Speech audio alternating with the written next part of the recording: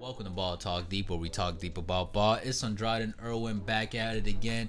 Drop a like and a sub before we get into it, because guys, it goes a pretty long way.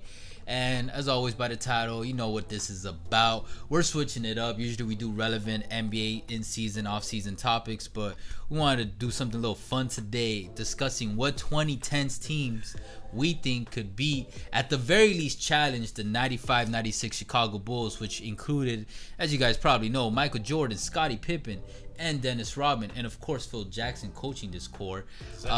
Yeah, this is the winningest team of all time, by the way, if you case you didn't know, and that's including the 15-16 Warriors that had the best regular season of all time. But yeah, I think we picked two pretty good teams that are going to be up to the challenge. Now, to make it very clear, guys, let them know. This is from 2010 to 2019. Sorry, the 2020 Lakers. That's a decade, guys. Respect to them, does not count. Either way, they'll get smoked by those MJ. In 9 to 10 years, we'll do what 2020's team we think could beat the exactly, these man. But Andrade, who do you choose? All right, the 2010s team I think could beat, at the very least, challenge the Chicago Bulls is the 2017 Warriors. Okay. And it's very simple. Bring it down to basically in their prime, Steph and Curry, Klay Thompson, Draymond Green, and of course Kevin Durant, coached by the Steve Kerr, who was on both teams. And yeah, I won't get too into the details, but you know, we're talking about firepower offensively and fucking a strong defense from both sides. So yeah, who do you got from 2010s? I got the 2012, 2013 heatles. Yes, they have firepower, but they're a little bit more balanced as well, defensively as well. Yeah, LeBron in his prime and his highest powers.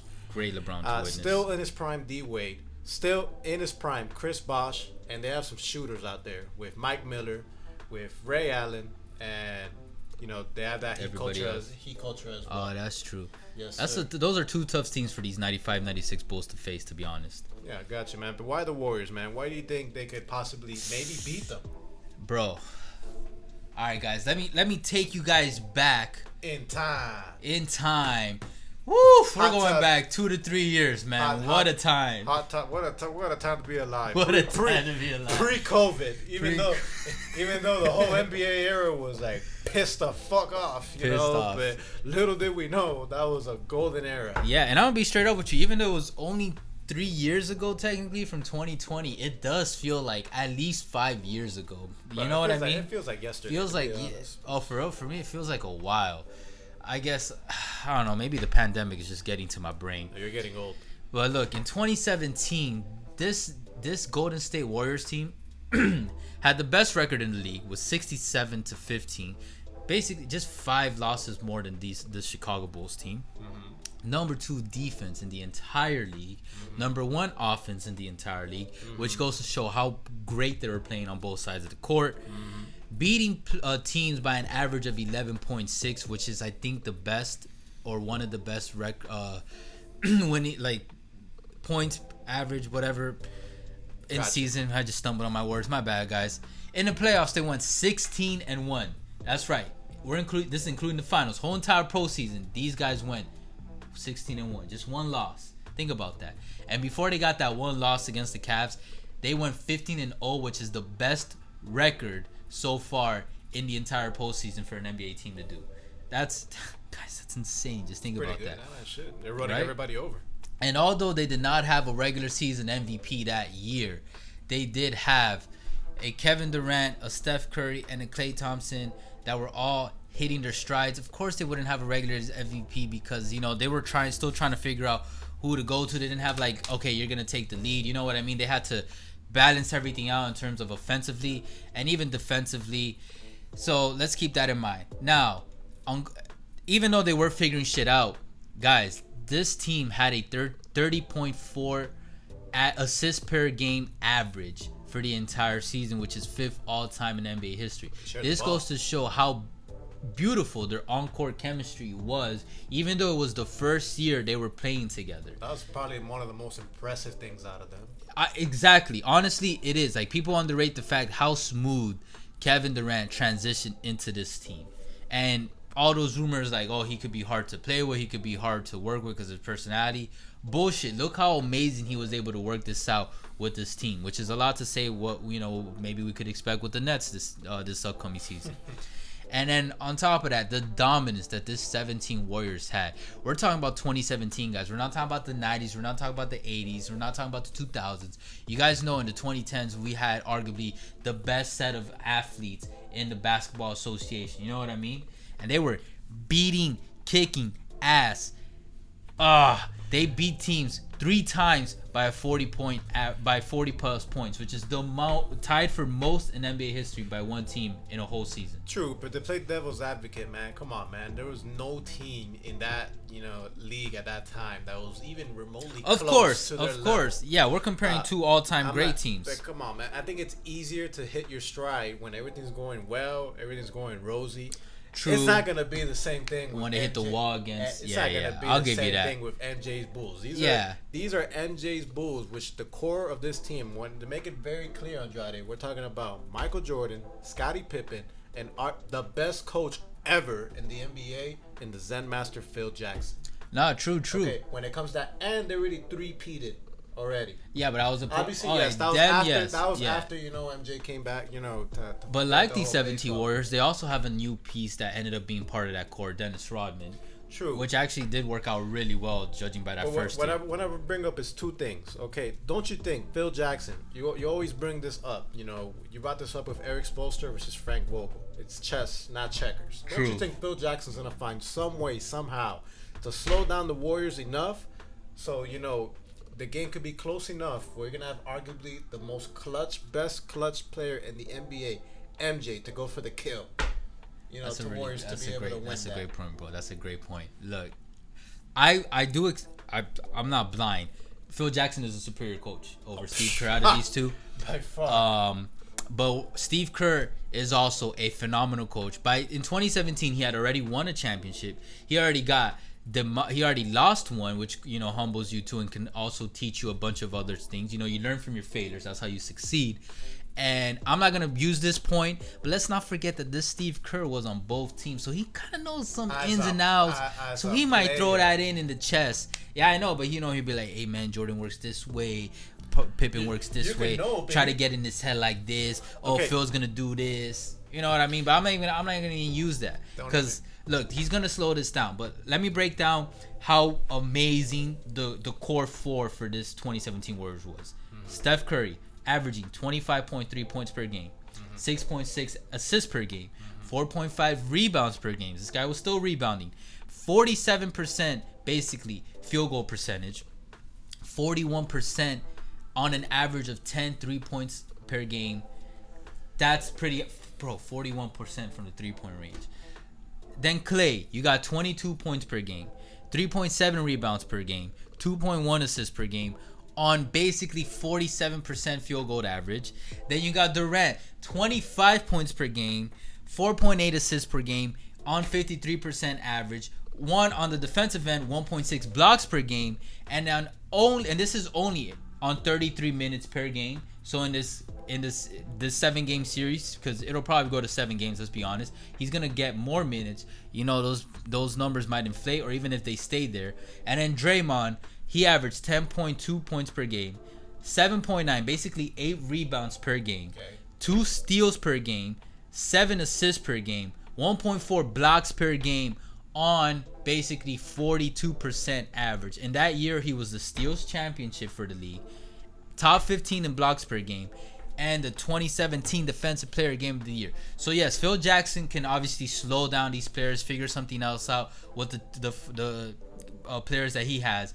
But even if you were to slow down these players, bro, 3 of the core were averaging more than 20 plus points per game. So what are you gonna slow them down to? What, like 15 to 20? Look, as we've seen this year in the bubble, yes, the Warriors might be more talented when it comes to that. But just because you're more talented doesn't mean that you're exactly going to win that series. True, but think about also the way they play. Bro, they're going to be spacing out the floor so much that Jordan, Rodman, and Pippen are going to be breaking necks. Like, yo, okay, where do we go? Like, oh, wait, they're not clogging up the floor. Like, oh, shit, I got to stay up at the 3-point line. I can't defend too much. I can't stay down low, or I can't help too much defensively because I got to watch out for this crazy 7-foot motherfucker that's shooting threes and is wet as fuck from the perimeter. That's my point. You of know what what I'm I mean? trying to say. They're gonna adjust. They'll adjust, but like, bro, all right, their starting five for the playoffs was, and for in general too, was Ron Harper, Jordan, Pippen, Rodman, and Luke Longley. Warriors was Curry, Klay, Green, Durant, and the GOAT, Zaza Pachulia. Oh, that was JaVale McGee. And then, you know, I know you're gonna bring up your depth for the Heatles. Who they got on deck? They got Livingston, and then they got Iggy. Bro, come on. I feel you. Okay. When you combine all this and just the way that they're gonna play, remember they were able to play. They can clog up the paint. They can clog you up defensively. They can hit perimeter with ease. They got strong mid-range presence too. How many games do you think the Warriors? Good tempo control. Do you think the Warriors will win that series? And how many games?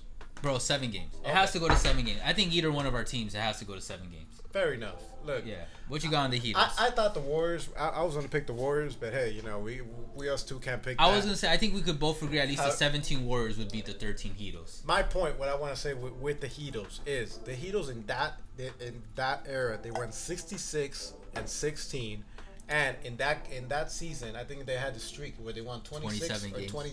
That was a beautiful in streak. A row.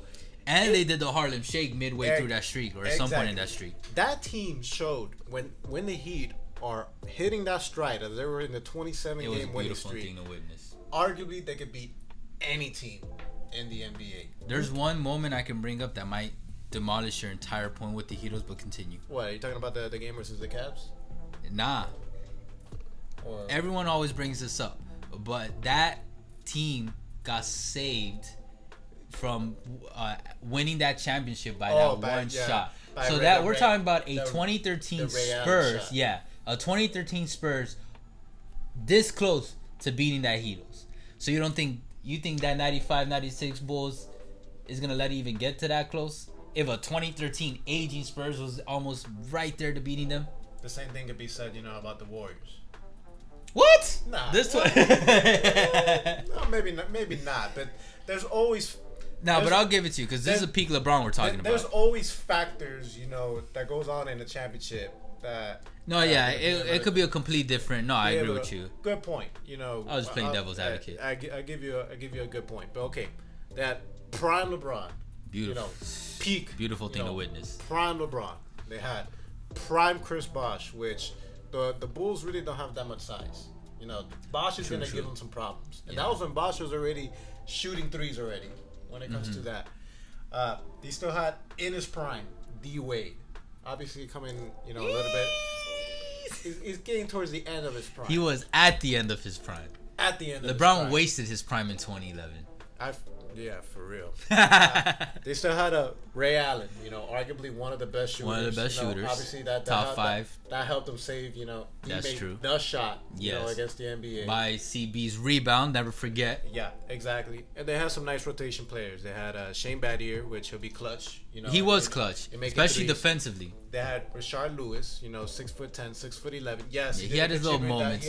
He could have been better. I actually really wanted him to be better offensively. He could have played better.